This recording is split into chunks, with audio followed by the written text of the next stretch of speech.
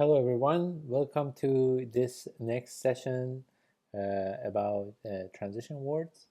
We've been talking about transition words in the past couple of videos, and we're going to continue on that because it's a super useful tool to make smooth transitions between two sentences, making more complex, more interesting sentences. So in this one, we're going to talk about order slash sequences. So this type of the transition words that makes logical progression in your sentences. Essentially, when there's a clear logical progression, meaning that there are multiple steps, let's say step one, step two, and step three, and you're moving from one step to another one, this is when you want to use this kind of transition words. And the types of transition words that is available to you is first basic sequence words. So one is basic, and I don't mean this basic in the meaning of that is simple, but it is very useful, which are first, second, third, and finally.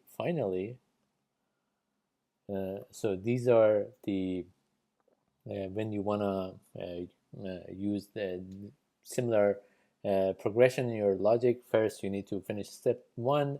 Second, you need to finish step two, and finally, you need to finish step three. So you put this kind of logic, this kind of transition words in your logic, and then the other type that is uh, more, I would say, additional um, sequence words, sequence transition words. So these are when you want to move away from the sort of the basic first, second, third, you move into this one. So the ones that you start with, for example, you start with initially or to begin with, or and then after starting, you move into the next, or then, or afterwards. This S here, so it is interchangeable. You can either use afterward or afterwards. Both are correct. And subsequently meaning same as next. In the meaning is essentially the same. Subsequently, and then lastly. So you can tell that this is sort of so these are at the beginning of sentence, and then this is, or a paragraph rather, and these are in the middle of the paragraph, and these are at the end of the paragraph. So there's a little bit of an order here, um, so you can follow the same similar order. So what are good examples of these sentences? We're gonna show two simple examples of on this, and then we're gonna show a little bit of a bigger paragraph as well on this, and then we can conclude this short lesson. For example, on the basic form, you can write first, young people, young people need strong foundational skills in education. Then they must gain practical experience in workplace. So this is one example using first. You can obviously expand on it, saying first, young people need strong foundational skills. Second, they need practical experience, and third, they need to apply, or finally, they need to apply these skills. So this is one example.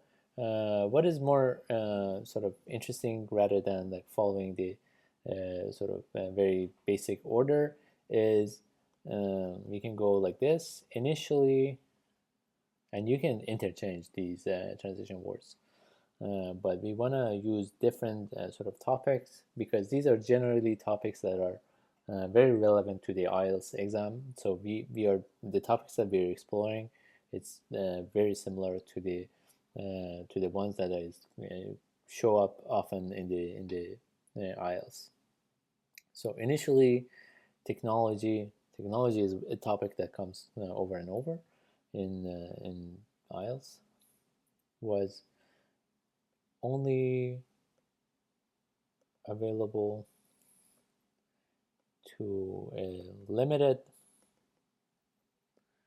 number of people, and then semicolon, however, and then comma, moving to your second sentence. Subsequently, you need another comma here. Its accessibility has expanded. Globally, you can say has expanded. We can finish the sentence right here. So you can compare these two sentences. Let's do it right here together. So first is one transition word that we started our paragraph or sentence with that, and then we move to then. If we wanted to add a little bit of a sort of extra context, let me change the color. We wanted to add a little bit of extra context right here. We could go and write second, and then you continue on with your writing. Similarly, here we started with initially, and then we use the a transition word from previous lessons, however, and then subsequently, meaning come after, we use this transition word. So there's a clear order to this logic, makes your writing very easy to understand and clear. This is a very important point in the writing. It has to be clear and easy to understand. So this kind of transition words is useful.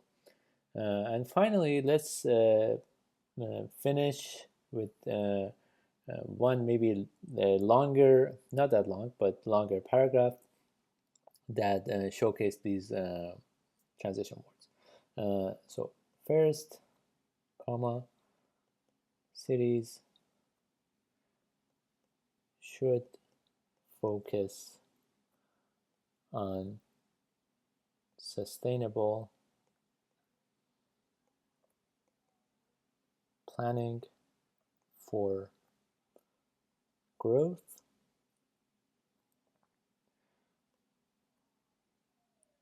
End of sentence right here. And then next, comma, public transportation. This is something that is also a common topic. Public transportation systems must be upgraded to reduce traffic.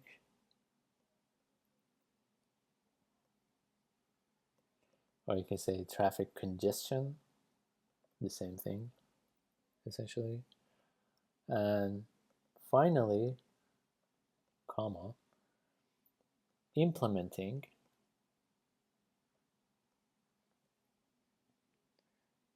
waste reduction will contribute to a